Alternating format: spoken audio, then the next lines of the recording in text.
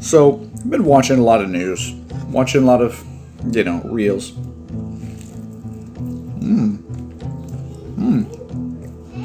Cheesy bread.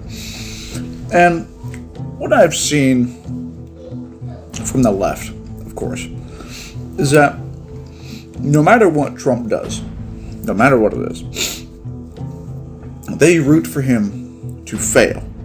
Okay? And the best analogy that I can come up with when it comes to a president leading this country is if you're going to get on an airplane, okay, yeah, you might have your preference on who the pilot is. You could vote, like, hey, I want that guy. I want that guy to be my pilot. He might not end up being your pilot, but you're on the airplane anyway. You have to be there. You have to take this flight. So, you get on the airplane and, you take off. You're about 30 minutes into the first hour. It's a 4-hour flight, 30 minutes in. And you hit some turbulence. And you're like, you know what? F this pilot. I want a new pilot. But you're not going to get a new pilot. I know. That's a football. What normal people are going to do are going to be like, you know what? Let's just wait out this turbulence.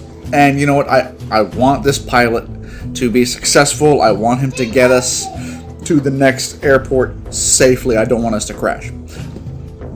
Liberals, for some reason, say, you know what? Before they even get on the plane, they're protesting. Then when they get on the plane, they're bitching and moaning about where they're at on the plane. They don't want an aisle seat. They want a window seat. If you give them a window seat, I don't want a window seat. I want a middle seat. They're never happy. They will never be happy. Even when they get the pilot they want, they're not happy. So, plane takes off. They're already trying to, get a different pilot. They're flying 60 minutes into a flight, an hour into a flight. They're sitting there banging on the cockpit door, screaming and bitching and moaning, saying, "You're a terrible pilot. Fuck you. Crash this fucking plane. I don't care." Which is insane.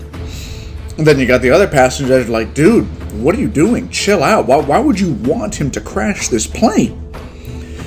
And then you got the other liberals on the plane screaming, bitch, and moan, and starting to fight with passengers who don't want them to attack the pilot.